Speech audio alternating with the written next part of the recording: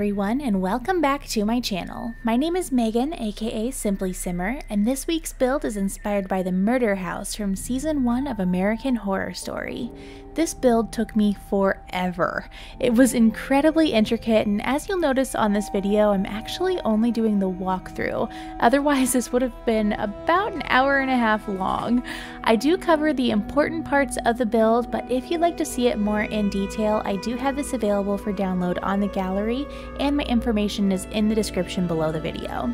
A lot of times when I'm doing builds from TV shows, I'm always missing out on the fourth wall because they're usually filmed on TV sets.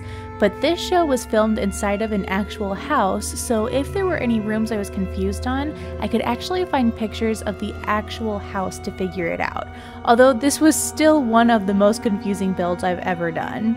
I really enjoyed getting to use a combination of furniture that's both modern and a little more on the historic side, because I typically don't use the furniture that looks older when I'm playing.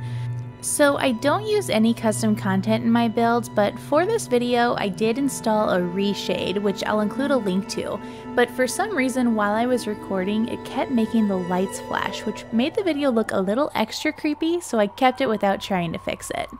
There were actually a few items in the show that I couldn't really find a great match for in the game. So for things like Violet's bed and the twins' cribs, I used some debug items to add a little more depth to those items, which you'll see once we go upstairs.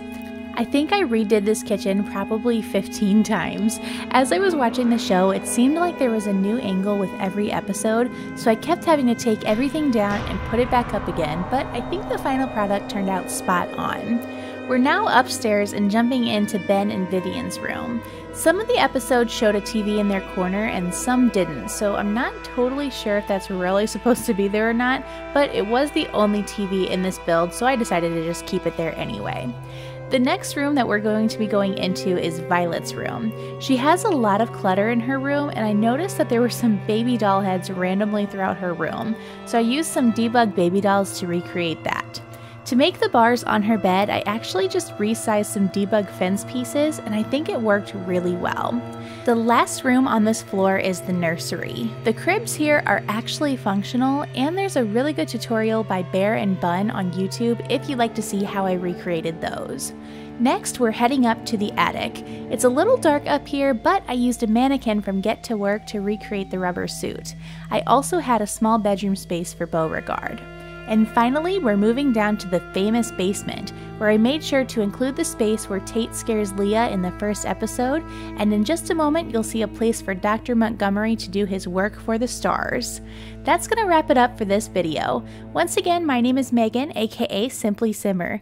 If you enjoyed this video, please drop a like, and if you haven't already, please consider subscribing and ringing that bell so you'll always be up to date on my newest builds.